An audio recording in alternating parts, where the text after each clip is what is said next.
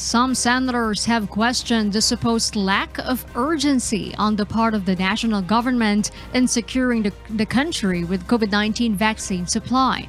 During today's hearing on the Senate Committee of the Whole on the COVID-19 vaccination plan of the government, Senator Panfilo Lacson hit the Department of Health for allegedly not acting fast in signing the confidential disclosure agreement with pharmaceutical firm Pfizer. According to Lacson, it took 4 months before the agency, headed by Health Secretary Francisco Duque III, signed the CDA. He also questioned why it took the DOH 10 days before replying to the letter of Sinopharm in its intent to conduct clinical trials in the country.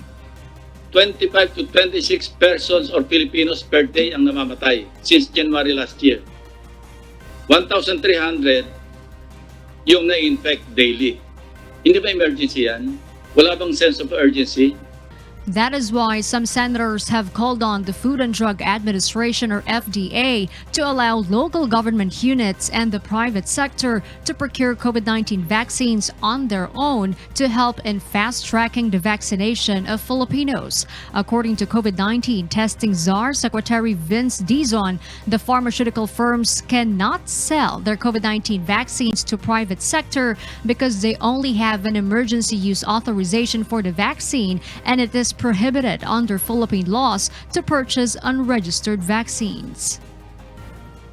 The only way that a private company or an LGU can procure vaccines is through the national government, because the authority being issued by the FDA is only an emergency use authority, which essentially means that a private company such as AstraZeneca, Pfizer, etc. cannot sell on a commercial basis. May I cut you, no? Yes, ma'am. What's taking the government or the national government too long to act? Sir, If other countries can, why can't we?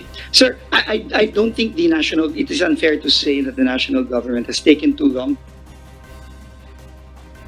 FDA Director General Eric Domingo also said it is also a safety concern. He added that other countries also have their national government in leading their procurements and the vaccination program.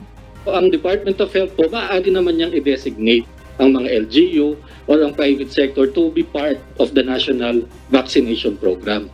Para po mababantayan natin, kasi titingnan po natin lahat ng magkaka-adverse event, lahat po ng may mangyayari dyan, kailangan very, very close monitoring po tayo. Despite this, some lawmakers remain firm that the FDA should allow LGUs and the private sector to procure vaccines that would be able to secure an emergency use authorization from the FDA. Bakit yung national government gusto i-monopolize yung pag-purchase? Bakit hindi na lang payagan directly na rin yung LGU at yung private sector? Bakit po natin hindi papayagan ang private sector at LGU na sila mismo ang bumili kung sinasabi natin at least with the emergency use authorization, safe naman po ito sa ating mga kababayan. Sa katunayan, 70 milyon ng mga Pilipino ang bibigyan ng vaccination dahil sa emergency use authorization. Precisely, it's a whole-of-nation approach. So provide them the means, enable them, and then monitor them. And then have them report, if provide timely reports on the immunization. Vaccine czar Secretary Carlito Galvez Jr. said they will also prioritize the LGUs that have no capacity to secure their own supply of vaccines. The Senate Committee of the Whole will have its second hearing on the government's COVID-19 vaccination plan on Friday.